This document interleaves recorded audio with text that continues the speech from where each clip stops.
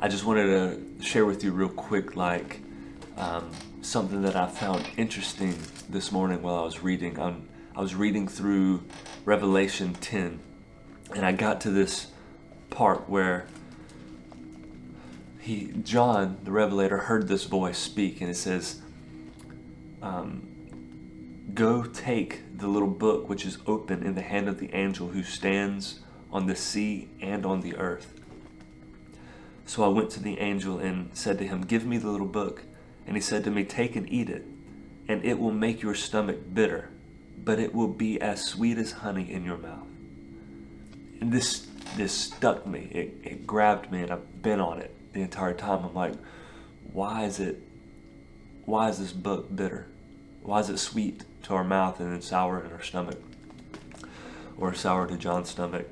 The other thing that stood out to me that helps me understand this a little better is the fact that he went to the angel that stood on the sea and the land, meaning the sea and the earth, meaning that this angel had been given authority over the sea and the earth, all of creation.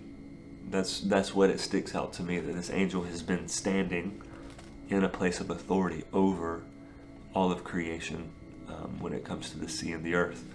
Now, John says, "So I took the little book out of the angel's hand and I ate it, and it was as sweet as honey in my mouth. But when I had eaten it, my stomach became bitter."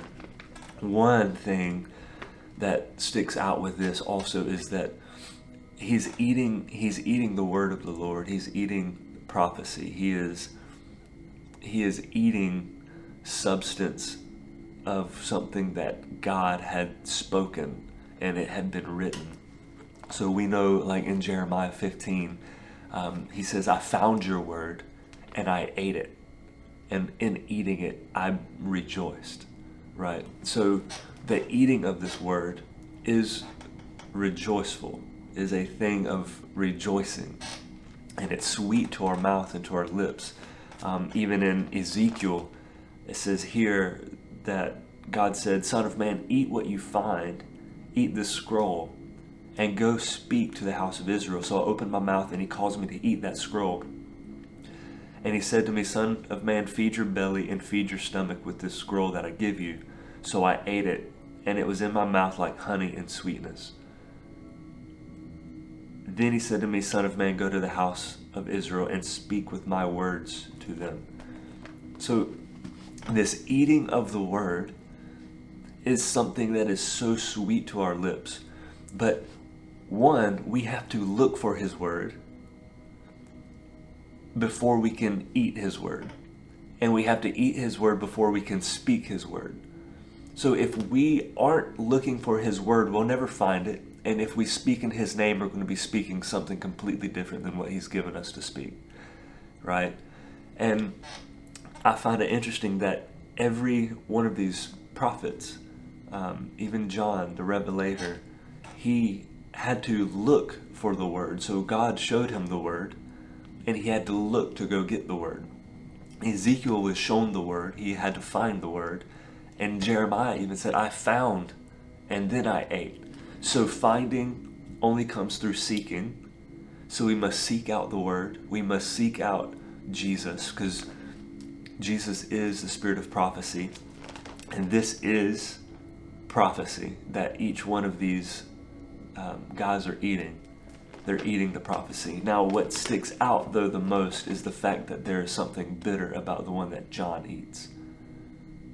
And I would assume that it was bitter to Ezekiel as well, because he had to go speak to the house of Israel who was living in rebellion. Even through Ezekiel, it says, look, you're going to go speak to the Israelites, the house of Israel, and they're not going to be nice. But don't worry, I've made your forehead stronger than theirs, and I've made you to be able to withstand their hardened hearts.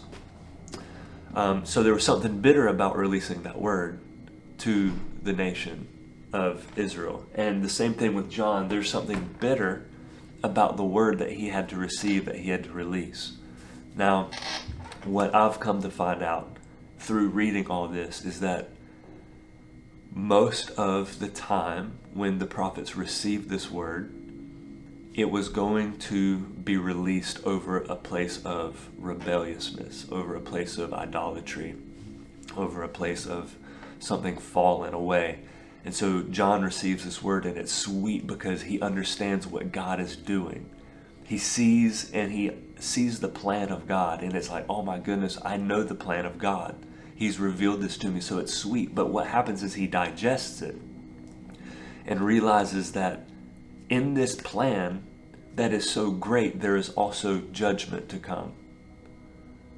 So Ezekiel went to the house of Israel after he ingested the word of God, but he had to release the judgment also. The same thing with John. He sees the judgment that's coming at the end. And so this is what's bitter.